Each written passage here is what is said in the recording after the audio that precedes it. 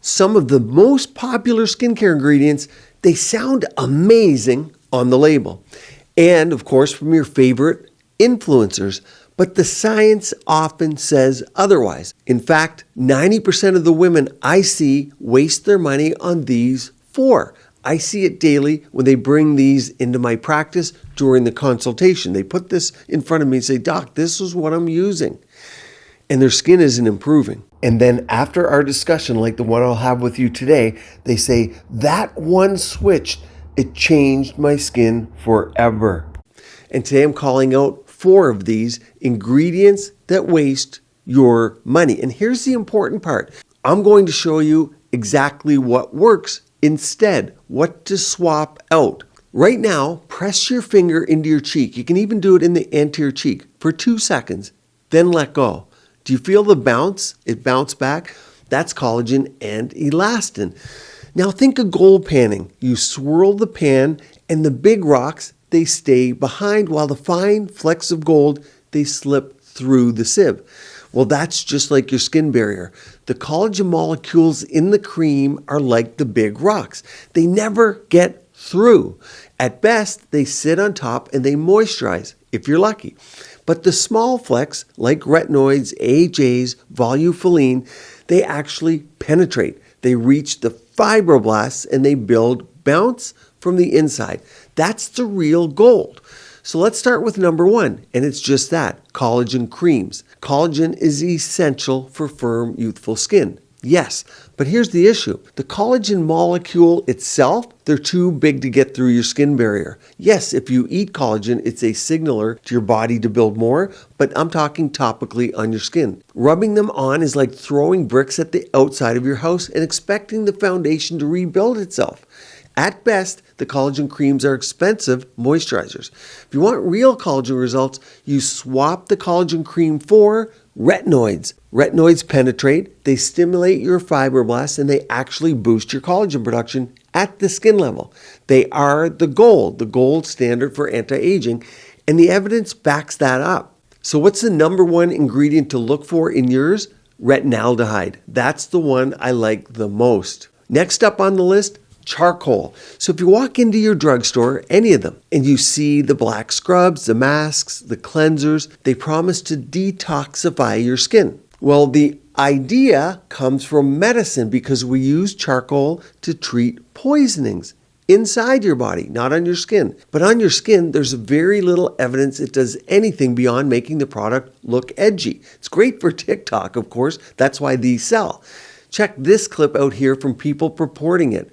In a cleanser, it's the detergent that cleans your face, not the charcoal, because you'll often see it in cleansers. If your goal is to clear your pores, stop acne in its tracks, and calm oily skin, then you'll want to swap it for salicylic acid. You'll find salicylic in your AHA cream, which is alpha hydroxy acid. Unlike charcoal, it's oil soluble and actually dissolves the gunk inside the pores before it can clog. That's proven science. Now, let's talk about caffeine in eye creams. Of course, I love to drink it. I have a lot of videos on coffee, but on and in skin creams, this is one of the most overhyped ingredients. Brands are going to promise that it will erase dark circles and, of course, the puffiness. What caffeine really does is it constricts the blood vessels, and that, it'll make you look less puffy for about an hour. Not bad, but it does nothing for the fat pads or the pigmentation or the sagging. It's like drinking 2 espressos. You feel like you're awake for a little bit, but you're still exhausted underneath. If you want a long-term solution, swap caffeine creams for humectants. Hyaluronic acid to plump and hydrate. And few people realize that hyaluronic acid, it's also an antioxidant. That's why I like it a lot. Or if you want something different, niacinamide. That's going to strengthen the barrier and brighten the skin. I'm linking a complete niacinamide video at the end so you can watch that one. Caffeine is a quick trick. It's not a fix. Next up, plant stem cells. Now that one sounds futuristic. It is. It's almost sci-fi. The pitch is that apple, often you see grape stem cells, that they're going to rejuvenate the skin in the way your own stem cells will. But it's just not possible. Plant cells can't magically become human skin cells, and they certainly don't survive in a jar of cream. What you're actually getting here is plant extracts. They may have some antioxidant activity, and I like that, but they're not rebuilding your skin. Plant exosomes, that's another story. I have seen those work. I'm actually going to Korea this month to fully test some more, but the plant exosomes, I do like them. Stay tuned for that. Now here's your swap, because if you want real antioxidant protection and collagen support at the same time, stick with vitamin C. Unlike stem cell creams, vitamin C has decades of data showing that it brightens, it reduces pigment, and stimulates collagen. There's one form to look for in 2025 and beyond, and that is called THD ascorbate. Why? Well, it's stable, so it doesn't break down like L-ascorbic acid. It's not acidic like that. And here's the key, it's fat soluble. It's a fat soluble form of vitamin C. I use it in my Volufiline, retinol. It's actually in my retinol serum. And DEJ from Revision Skincare uses THD ascorbate. If you're not aware of DEJ eye serum, you need to be, because it's the only product that's safe to use on the upper lids, as in this picture here. Check out the result.